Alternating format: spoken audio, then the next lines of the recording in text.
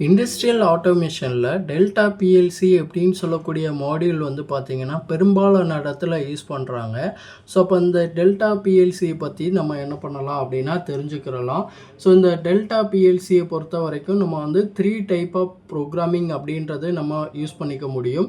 So ladder டயக்ராமில் நம்ம வந்து program பண்ணிக்கலாம். அதே மாதிரி வந்து பார்த்திங்கன்னா FBD அப்படின்னு சொல்லுவோம், அதாவது ஃபங்க்ஷன் பிளாக் டயக்ராம் அப்படின்னு சொல்லக்கூடிய மெத்தடில் நம்ம வந்து ப்ரோக்ராம் பண்ணிக்கலாம்.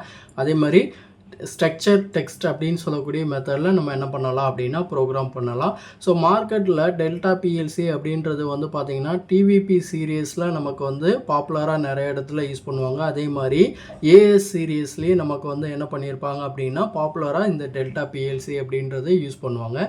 ஸோ இந்த பிஎல்சிக்கான சாஃப்ட்வேர் அப்படின்றத எடுத்துக்கிட்டோம் அப்படின்னா WPL சாஃப்ட் அப்படின்னு சொல்லக்கூடிய சாஃப்ட்வேர் அப்படின்றது இதுக்கு வந்து யூஸ் ஆகும். அதே மாதிரி வந்து பார்த்திங்கன்னா அடுத்து ISP சாஃப்ட் அப்படின்னு சொல்லக்கூடிய சாஃப்ட்வேரும் நமக்கு இந்த பிஎல்சியில் யூஸ் ஆகும். ஸோ இந்த பிஎல்சியோட கம்யூனிகேஷனை பொறுத்த வரைக்கும் நம்ம வந்து பார்த்திங்கன்னா சீரியல் போர்ட் வழியாக நம்ம வந்து கம்யூனிகேட் பண்ணிக்கலாம். அதே மாதிரி ஈத்தர்நெட் போர்ட் வழியாக கம்யூனிகேட் பண்ணக்கூடிய மெத்தடும் இருக்குது. இப்போ நம்மக்கிட்ட இருக்கக்கூடிய பிஎல்சி அப்படின்றது வந்து பார்த்திங்கன்னா TVP14SS2 அப்படின்னு சொல்லக்கூடிய மாடியூல். ஸோ அதே மாதிரி வந்து பார்த்திங்கன்னா இதில் வந்து அடுத்து AD கன்வெர்ட்டர் அப்படின்னு சொல்லக்கூடிய மாடியூலும் நம்ம என்ன பண்ணலாம் அப்படின்னா அட்டாச் பண்ணிக்கலாம். ஸோ நம்மக்கிட்ட இருக்கக்கூடிய AD கன்வெர்ட்டர் மாடல் அப்படின்றது TVP04AD.